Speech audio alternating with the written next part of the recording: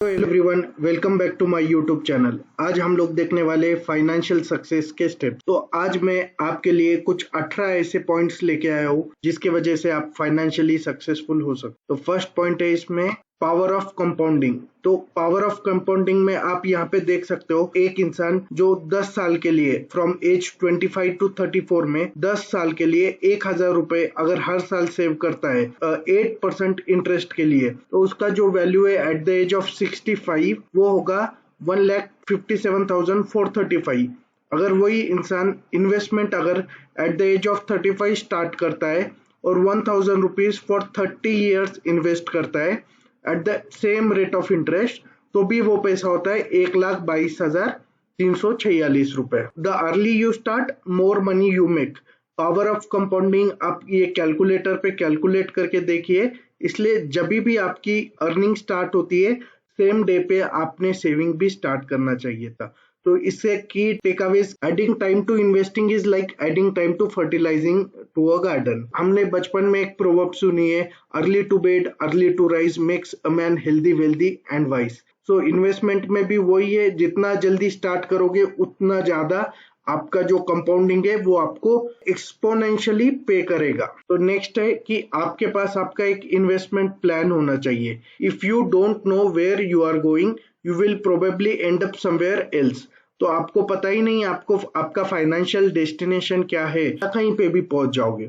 सो आपका financial destination देखने के लिए आपको कुछ चीजें कंसिडर करनी पड़ेगी, जैसे आपके इन्वेस्टमेंट गोल है, टाइम फ्रेम ऑफ इन्वेस्टमेंट है, आपका रिस्क एपेटाइट है, नीड फॉर लिक्विडिटी, लिक्विड में कितना पैसा चाहिए, पर्सनल फाइनेंशियल सॉल्यूशंस। तो ये सब चीजें कंसिडर करना चाहिए। इन्वेस्टमेंट गोल है, किसी का गोल रहेगा एट द एज ऑफ 40 उसके पास 1 करोड़ 10 करोड़ 100 करोड़ रुपीज हो, टाइम फ्रेम उसी में आ गया। रिस्क एपेटाइट, आपका फैमिली बैकग्राउंड है, आपकी एज है, आपका हेल्थ है, बहुत सारी चीजें हैं। जब इन्वेस्टमेंट प्लान करते हैं तो स्टॉक्स में, बॉन्ड्स में, फंड्स में, इंश्योरेंस में कहाँ इन्वेस्ट करना चाहिए, तो ये इंडिविजुअली आपको डिसाइड करना पड़ेगा based on the criterias mentioned. Next है रिस्क एपेटाइट। तो इसमें क्या होगा, आपका फाइनेंशियल स्टेटस, करंटली आपके पास क्या है क्या नहीं है, आपका फैमिली बैकग्राउंड, फैमिली से क्या बैकअप है नहीं है, इनकम लेवल, आपकी अर्निंग्स कैसी है, स्टेबल है अनस्टेबल है, वन ऑफ ट्रांजैक्शन है कैसे,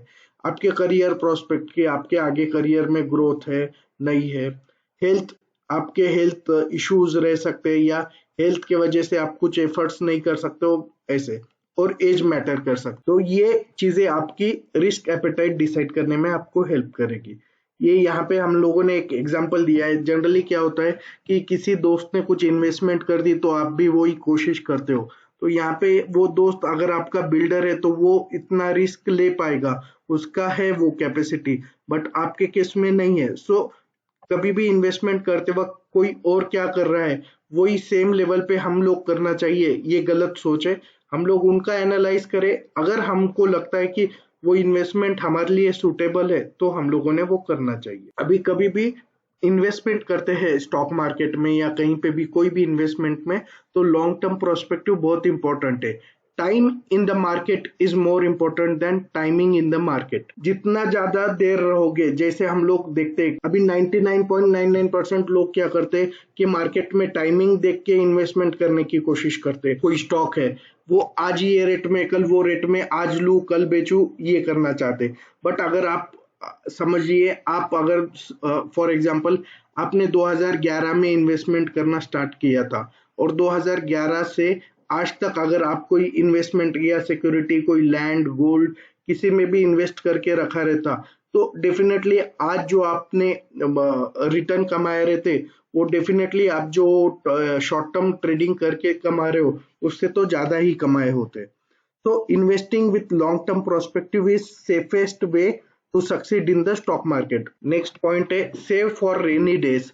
Change is the nature of life. Life is uncertain. Life में कब क्या होगा किसी को पता नहीं। तो हमेशा जो इन्वेस्टमेंट है आपकी इस तरह रखे कि आप आपके कुछ बुरा वक्त आए तो उसके लिए आप बचा के रख पाओ। There is no free lunch.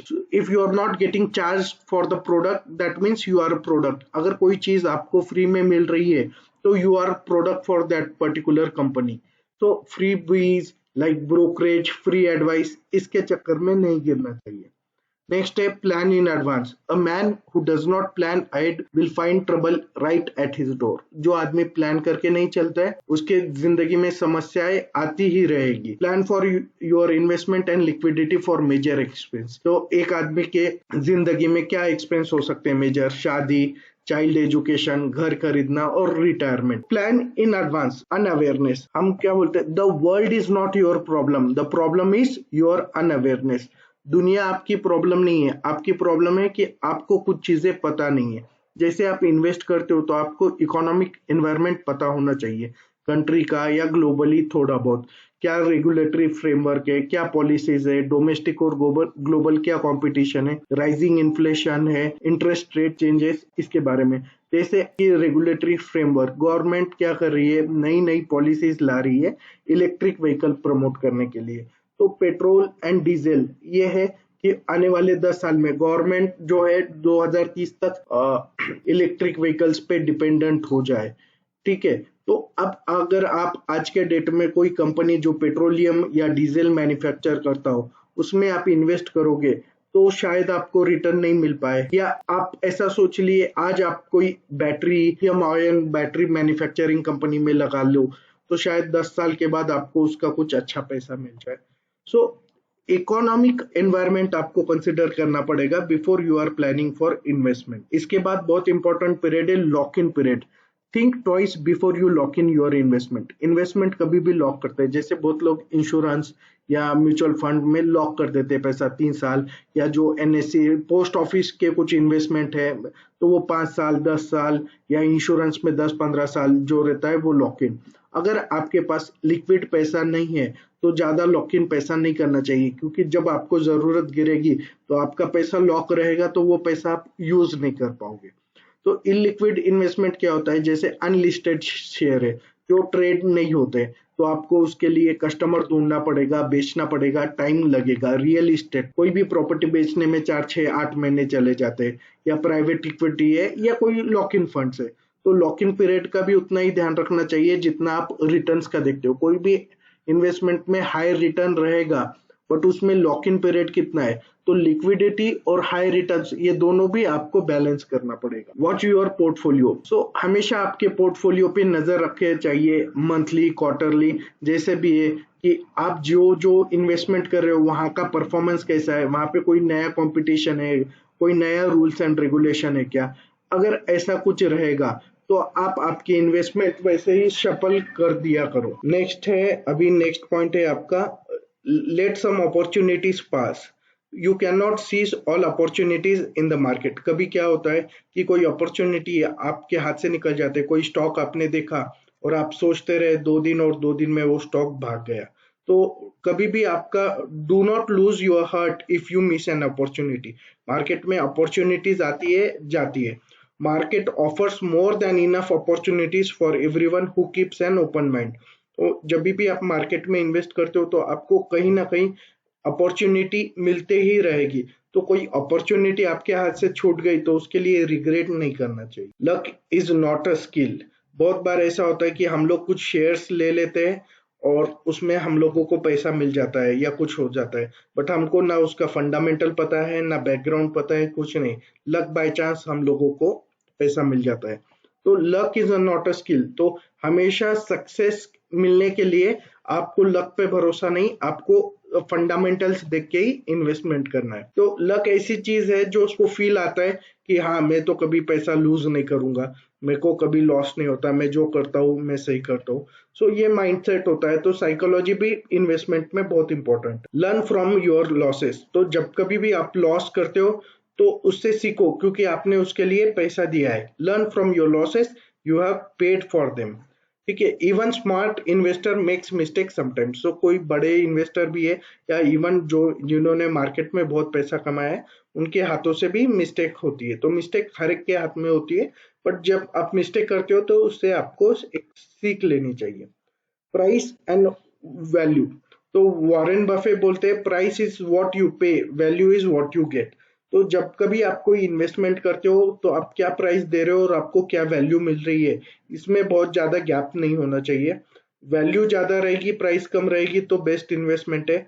हो सकता है, नहीं हो सकता है, आपको इवेल्युएट करना पड़ेगा। Invest in business that you understand. जो बिजनेस आपको समझ में आता है उसी में इन्वेस्ट करो कि आप क्या कर रहे हो। It reduces chances of your mistake making. तो जो बिजनेस आपको समझता है उसमें आपके जो मिस्टेक करने के चांसेस है वो बहुत कम रहते हैं कंपेरेटिव जो बिजनेस आपको नहीं समझ। Business potential and prospect. कभी भी जब आप इन्वेस्टमेंट करते हो तो वो बिजनेस का पोटेंशियल और प्रोस्पेक्ट देखना चाहिए कि फ्यूचर में इसका क्या हो सकता है, ये कितना बढ़ सकता है, ये बिजनेस में क्या स्कोप है। ठीक है, if business does well the stock eventually follows. तो जब कोई बिजनेस अच्छा काम कर रहा है या कोई कंपनी अच्छी काम कर रही है तो डेफिनेटली उसके स्टॉक प्राइस बढ़ेंगे ही। सो गेट मैनेजमेंट प्रोस्पेक्टिव कि मैनेजमेंट का क्या व्यू है। जब कभी आप कोई कंपनी के शेयर्स लेते हो या आपको एजीएम का एक्सेस मिलता है या कहीं पे आपको कुछ इनपुट्स मिलते हैं तो आप मैनेजमेंट का प्रोस्पेक्टिव भी समझने की कोशिश कीजिए कि कोई बिजनेस में क्या स्कोप है क्या नहीं है। A company is only as good as people they keep. So जब कभी भी आप कोई कंपनी में इन्वेस्ट करते हो तो आपको उसके मैनेजमेंट के पास भी ध्यान देना चाहिए। अगर कोई मैनेजमेंट जिसका रिकॉर्ड ही खराब है या उनकी जो वे ऑफ ऑपरेटिंग है वो खराब है तो ऐसे कंपनी में इन्वेस्ट नहीं करना चाहिए। Don't trade with money you can not afford to lose. कभी क्या होता है कि जब हम लोगों को पैसे की जरूरत रहती है तो हम लोग क्या करते हैं, चलो इसको लगा देते हैं, मार्केट में डबल हो जाएगा, बढ़ जाएगा। बट आप ये नहीं सोचते हो कि अगर चीजें उल्टी हो गई तो आप क्या पोजीशन में रहोगे। तो never trade with money that you can not afford to lose. Market या कोई भी बिजनेस में पैसा आएगा और जाएगा भी। Thank you everyone. If you have liked my video, kindly like, share and subscribe my YouTube channel. Thank you.